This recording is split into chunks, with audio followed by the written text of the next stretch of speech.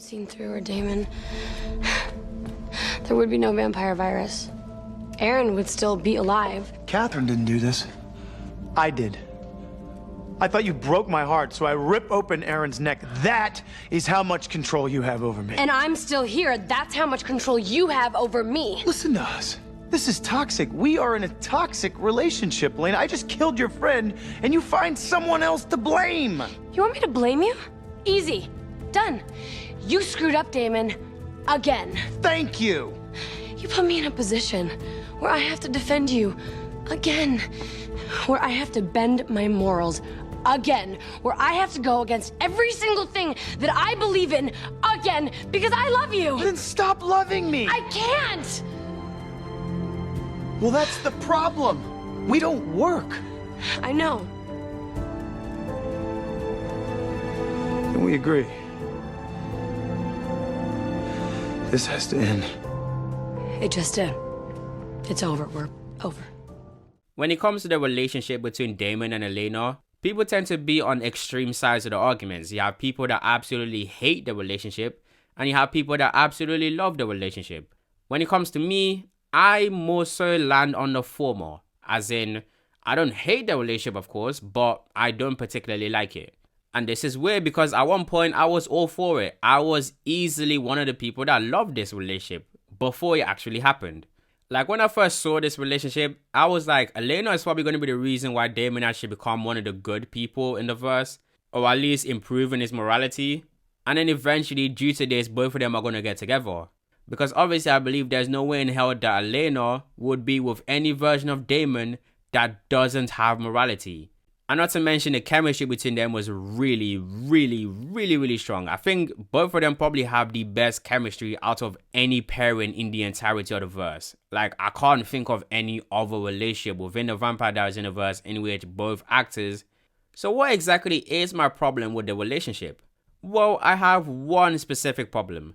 Which is that, like I said earlier on, Elena wouldn't get with any version of Damon that has no morality or a very little amount of morality. Damon has to change first for him to get with Elena.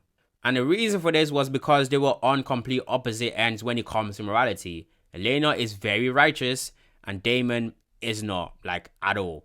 And for them to get into a relationship and it makes sense, one of them needs to change morality-wise. Meaning that either Damon becomes really good morality-wise or Elena becomes really bad morality-wise. It wouldn't make sense if neither happens. Also, if a relationship serves zero purpose, it automatically becomes pointless fan service. Meaning that the writers have to decide whether or not to make Elena good or Damon bad, and also decide which one would be more beneficial to both characters. Now, did they pick correctly? No. If they did, people wouldn't hate Elena. And this is because they went with the worst option, which is making Elena bad. This is because the writers refused to make Damon good, and the main reason for this was because the actor was really good and really charismatic in the role of Damon. And they believe that the best way to showcase that charisma is when Damon does bad stuff. Even though some of Damon's best scenes happened when Damon was actually showcasing great morality. Damon's best storyline, for me at least, was his relationship with Barney in season 6, as in the storyline revolving around that, with Damon, Barney and Kai. Now I would be fine with all of this, although I would still believe that he was a stunted character, like how I believe Stefan was, because they didn't want to grow Stefan's character either, mainly because they got too comfortable with the character. Same thing with Damon, and they just keep repeating the same characterization over and over season after season. However, I would be fine with Damon being that, as in Damon being very monotonous and very repetitive, if it didn't affect another person, Elena. This is my biggest pet peeve when it comes to a romantic relationship in TV shows. If it doesn't benefit both characters, then there's no point of it. Like I said earlier on, for this relationship to actually work and Damon having to stay the exact same way he was already, as in continue to operate with the same morality he already had, Elena needs to become a lot worse as a person. Elena as a character physically shouldn't be able to morally change that drastically. Not only because of who she is, but because of the way that she views the world and the way that she views other people. Like, Elena became a very contradicting character. Like, she became full-on hypocritical. Like, let me show you an example. That Esther's planning on killing her entire family. She's linked them all together with a spell. Whatever happens to one happens to all of them. That's great. Klaus will finally be dead. We win. Why do you look like someone just shot a panda bear? Because to kill Klaus, she has to kill all of them, including Elijah, and he doesn't deserve this. I'm supposed to care about Elijah. Shouldn't you at least care about Rebekah? I have a plan to put an end to all of this. I want Jeremy to kill Cole. You want him to kill an original? Think about it. Cole's sire line must stretch to the moon by now. If Jeremy kills Cole, every vampire that he's ever turned, not to mention everyone that they've turned, will die. Which means the hunter's mark will be complete and we'll have our key to finding the cure. I'm on my way. We'll figure it out. This is the same person, one season apart. The only difference is, one was when she wasn't with Damon in a relationship, and the other one was when she was. A lot of the time, people try to explain this by saying that, oh, she became a vampire, so the things that she did as a human became drastically heightened. Yes, of course, Elena was a bit selfish earlier on, from like season 2 and season 3. Yes, of course, Elena in season 2 and season 3 was a bit controlling. However, the things that you actually notice about Elena isn't going to be the negative aspects of her. And vampirism doesn't just heighten the negative aspects of you. It heightens everything, including the positive aspects of you. And if the things that you notice about Elena are the positive aspects, then there is no way that the negative aspects will be the only things that you actually realize about Elena after she became a vampire. Like, most of the things that you notice about Elena from season 4 onwards is just the negative aspects. Like, Elena became a full-fledged narcissist and it's crazy. Like, that's not Elena. Elena is the furthest from being a narcissist. Yes, Elena was a bit controlling in the early seasons, but that's mainly because she doesn't want her family and friends to actually die. A lot of things that she does, although it can be seen as controlling, she does it for a very good reason, and it's done to protect her friends. And it isn't something that benefits her or is done for her. Like I mentioned in Elena's video that Elena compelled Jeremy, which was sort of selfish to do because she doesn't like people actually telling her what to do or making her do things when she doesn't want to do them. Basically making her do things against her will. She doesn't like that. However, she tends to do it with Jeremy. But at least with that one, you can justify it by saying that, well, she did it because Jeremy was going to die over a situation that Elena was in. Jeremy wouldn't be in that situation if Elena wasn't in that situation. The action was purely for the safety of another person, her family member, Jeremy. However, when you compare it to season 4 or season 5, like, she was mad at Stefan for being with Rebekah because Rebekah tried to kill her, forgetting the fact that she's currently with Damon, who also tried to kill her. You know, the exact same reason why Bonnie's grandmother actually died. The exact same reason why Bonnie hates Damon because of that. Speaking of Rebekah, I don't really think Rebekah is even a lot more evil than Elena. I don't even think Rebekah is more evil than Elena. There is nothing Rebekah did in the Vampire Diaries that I can actually look at and be like, yeah, this is worse than anything Elena has ever done. A lot of things that Rebekah did in the Vampire Diaries was out of revenge or to protect her family. Even the thing that Elena mentioned about Rebekah trying to kill her, she did it to protect her family's lives. It wasn't even out of revenge because Rebekah also saw Matt in the truck and Rebekah did it anyways. She didn't like Elena, but she loved Matt. She didn't want Matt to die, but she believed she had to protect her family. Like, after Alaric was created and Rebekah found out that Alaric was basically unkillable and he's a lot stronger than all of the originals, not to mention he has a weapon, the indestructible White Oak, that could one-shot all of them, and then she found out that the way to actually kill Alaric is to kill Elena. She found out that she really only has two options. Either kill Elena to kill Alaric, or run away and hope that Alaric doesn't catch up to her and eventually kill her. Obviously before Elena dies. So again, Rebekah has two choices and she chose to kill Elena to protect her family. It's the same reason that Elena had for killing Cole. Cole was a threat to Jeremy, so Elena thought that she had to kill him. Obviously there was an ulterior motive of actually completing the mark on Jeremy's arm in order to actually get the cure. But the main part, the part that Elena was actually leading with when she comes to justifying what she actually did and what the fandom actually used to justify why she actually killed Cole, was the fact that Cole was a threat to Jeremy. However, like I said earlier on, Rebekah had two options. Elena had multiple. You got A, kill Cole, massacring thousands of people that you've never actually met before, people that has no issues with you and you have no issues with them. And this wasn't an accident. She did it on purpose. Like I showed earlier on, she knew that would happen and she did it anyways. B, second option, run, which is very unlikely that it would succeed because like with Rebekah, Cole will very likely find her very quickly and just did what he was planning to do anyways. C, the third option, stop looking for the cure like Cole asked and Cole would have backed down like he was doing just before he was actually killed. And finally D, dagger Cole the same way she staked him. So she had 4 options. 1 is pretty much impossible, so I'm just going to remove from the list. So she basically had 3. 1, knowingly commits a mass murder. The second one does the same thing minus the mass murder part. And the third one doesn't really do any harm to anyone. However, it's not likely that Klaus will back down from it because Klaus wants the cure so that he can destroy it so that nobody will actually use it on him. Meaning that Klaus will still be pursuing the cure. It doesn't kill Cole, meaning no mass murder. However, Elena also wanted the cure. Hence why Elena had Cole killed, meaning that a lot of vampires would die, meaning that Jeremy's mark would complete, meaning that she gets a lot closer to the cure. So again, what's different between her and Rebekah? Why do you all assume that I hate Elena so much? Well, I mean, you did run her off a bridge. You all seem to forget that Elena's death was the only way to save my family. I did the same thing that every one of you would have done to protect the people that you love. And before you cast me as the bad guy, maybe you should remember that Elena's helped to kill not 1, but 2 of my brothers. Maybe we're not as different as everyone's making us out to be. And the worst part is, Rebekah isn't the only person that she tried to block Stefan from getting together with because she doesn't like them. She also did the same thing with Katsia. She said that she knows that Stefan was mad at her and Damon, but sleeping with Tessa isn't going to solve anything. Where's Stefan? He's here. Well, not here. He hopped in the shower. Between us girls, he works up quite the sweat. But I guess you know that.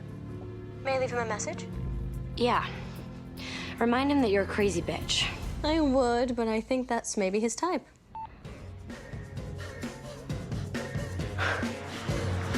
He's with Tessa. Why does he keep going back to her? Look, who knows? Amnesia steps are fickle little. Wait, you didn't tell Elena what you did to Stefan? Tell me what? Silas needed his psychic juju to get into Tessa's head, and the only way to temporarily reactivate his abilities was to break Stefan's neck. A couple times. As if he didn't hate us enough. Damon, I'm going over there. She should, really. Tessa's bad business. No, just let Stefan have his space. Just like you said, he's already mad enough. Sounds like he's more mad at you. I wouldn't have let Damon do what he did to you. Sure you would have. You have this annoying tendency to do anything he tells you to do. I'm no shrink, but I think it's called codependence. Look, I get that you're upset with us for pretty much everything, but do you really think that sleeping with Tessa is gonna solve anything? Who said I was sleeping with Tessa? I need you to go ahead and kill Silas for me. Gladly, but he's such a control freak that he wants to off himself. You mean after he destroys the other side? Yeah, that's not gonna happen. Plus, I want him dead before he has the pleasure of finding the anchor. Yeah, I'm not following. Kill him, now! Damon. Did I mention I lured your girlfriend here to me? I used the oldest trick in the book. Jealousy of Stefan. Thought you should know. Again, why would that matter to her? She's in a relationship with somebody else. And if it's because she believed that Katsia is evil, she's in a relationship with Damon. Again, the same thing I said about Rebekah. Katherine is also another person that makes Elena seem hypocritical for being with Damon. There was a hilarious scene in which Elena was listing off all the evil things that Katherine has actually done to them. And all the things that she listed, either her boyfriend Damon did it, or she herself did it. What are you talking about? Think about it, it's so obvious. Go back far enough, there's one person who brought us to this. Who ruined our lives. I mean, look at you two. Everything that's happened to you, she did that. She brought Klaus to Mystic Falls. So is that what happened? You were compelled to betray Katherine? If I was, I couldn't tell you. So you lied. You did find Klaus, didn't you? He knows where I am now. Are you taking me to him? Turned Caroline into a vampire.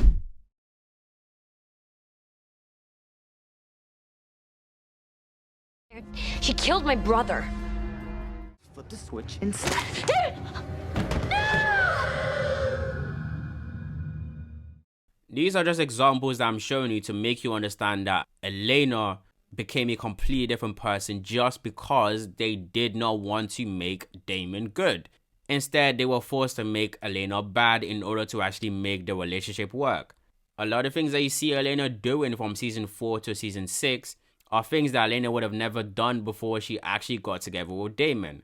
I shouldn't be able to compare Elena to any of the Mikaelsons except for maybe Finn. Some might say the drastic shift in personality between Elena when she was a human and Elena when she became a vampire and started getting together with Damon is because she's a teenager and she lost a lot of people, okay? Why is that an excuse for Elena but not for Katherine? Why is that an excuse for Elena but not for Rebekah? Why is that an excuse for Elena but not for Klaus? So that shouldn't be used as an excuse to actually justify the stuff that Elena actually did. Now, there are times that actually say that characters need to become darker to actually become better characters. It only applies if it actually makes sense. Bonnie becoming darker makes sense. Elijah becoming darker makes sense. Stefan becoming darker makes sense. When it doesn't make sense to turn a character darker, it automatically ruins their character when they do.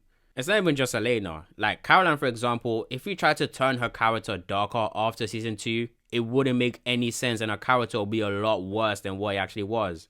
And hilarious enough, Caroline had her Damon, Klaus. Like you'll notice a slight difference between Klaus and Caroline and Damon and Elena. Caroline wasn't made darker to compensate for Klaus's evil nature.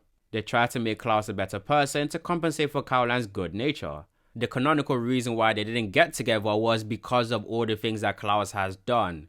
Having Caroline sleep with Klaus was the stupidest decision they've ever made for a character.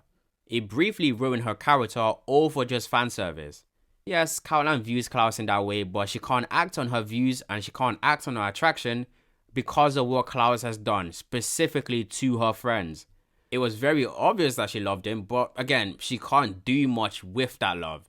Having her sleep with Klaus for literally no reason, like there was literally no point of her doing that, just to create a cheap storyline between her and Tyler, was really dumb. So it's not exclusive to Elena and Damon, it nearly messed up Caroline's character as well. If fan service have to cause a character regression, then that relationship automatically is terrible. Caroline and Klaus was fine when nothing happened. Oh yeah, and another thing, the Cyborg storyline is one of the worst storylines in the entirety of the Vampire Diaries universe. Excluding the stuff of legacies, of course. I hated that storyline with a passion. Like every single word that came out of Elena's mouth or Damon's mouth pissed me off completely. Like why don't you just have them get together organically? Instead of having a makeshift supernatural reason why they're actually together. Elena had a falling out with Stefan. Stefan nearly ran her off a bridge. And she became a lot more closer to Damon. Although yes, she was already growing a lot closer to Damon than she was with Stefan.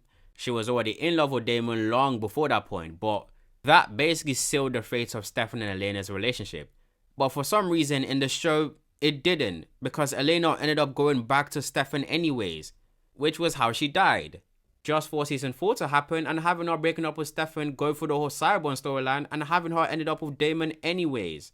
You could have done all of that without the terrible Cyborg storyline and actually have it make complete sense, not to mention it isn't supernaturally manufactured to the point in which you would be doubting their relationship in the first place.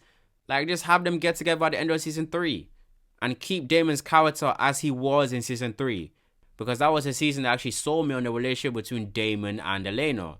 Damon wasn't as psychotic and vindictive as it was the seasons before. But then flash forward to season 4 and Damon just regressed back to the old version of Damon. Like the first thing that he tried to teach Elena to do when she first became a vampire was how to feed. Why would that be the very first thing that you actually teach her when she doesn't have much control over her bloodlust? Give her blood bags first and then you can practice on how exactly you can feed on humans. Damon should know this because his track record in terms of him actually teaching vampires to feed is dreadful. He tried to teach Vicky how to feed and she went on a rampage. He tried to teach Stefan how to feed, specifically enjoying the feed. And that ended up with a Monterey massacre in which Stefan killed children. So why exactly would you be trying the same thing again with someone that you very obviously should be in love with? Or at least should care for? And Damon even tried to kill Jeremy because Katherine in Elena's body actually rejected him and he got mad so he went and tried to kill Jeremy. Like, why are you aggressing him? Keep him the way he was in season 3. It's fine. You can't have the notion of Elena being the reason why Damon changed, but he hasn't really changed. Like, there is no change with Damon. You will see Damon do the same thing each season consistently until season 6. And the changes that Damon had in season 6 had little to do with Elena. That was Barney. So what was the point of the relationship? Because it didn't benefit both characters, in fact it made them both worse. Damon regressed as a character and so did Elena. The chemistry that they had when they got together wasn't close to the level of chemistry they had in season 2 and season 3. In fact, both of them were much better on their own than what they were in their relationship. It is one of the few relationships I've ever watched in any show in which I actually believe that it makes sense that they both got together. However, it didn't make sense that they actually stayed together longer than like 2 episodes.